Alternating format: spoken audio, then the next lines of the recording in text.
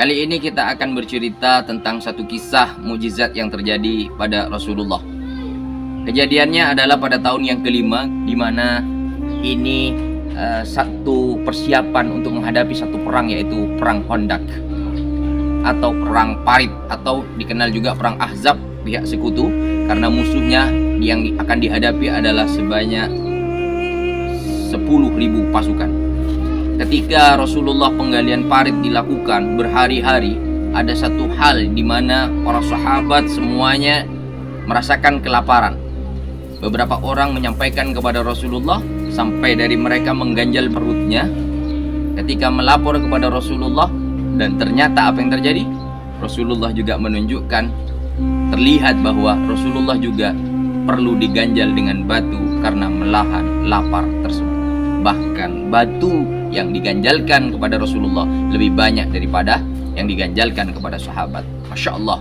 Salah satu sahabat bernama Jabir bin Abdullah kemudian mengambil inisiatif berizin kepada Rasulullah untuk pulang ke rumahnya. Berlari dia lalu menemui istrinya, adakah makanan yang tersisa?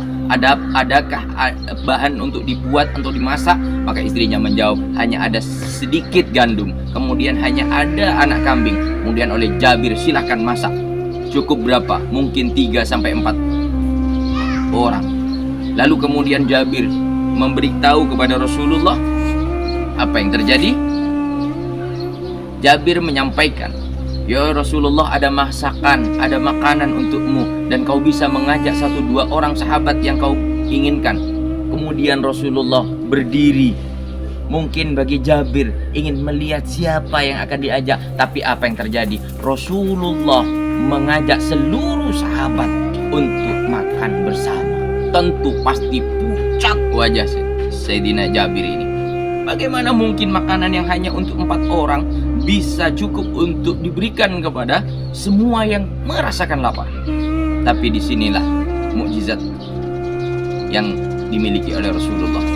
Kemudian Rasulullah datang ke sana, membuka makanannya, mengambil rotinya, mengambil dagingnya, memakan atau merasakan terlebih dahulu. Kemudian apa yang terjadi? Masya Allah, sahabat-sahabat pun semuanya datang untuk memakannya sampai kenyang.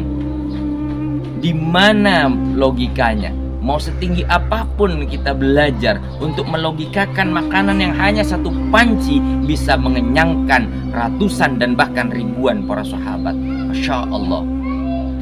Beliau adalah Rasul Allah, beliau adalah utusan Allah.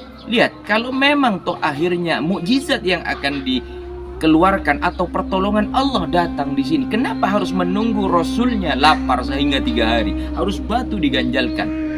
Di sini kita bisa belajar bagaimana Allah menilai dulu sejauh mana usahanya, serius mana dia mengusahakan sesuatu.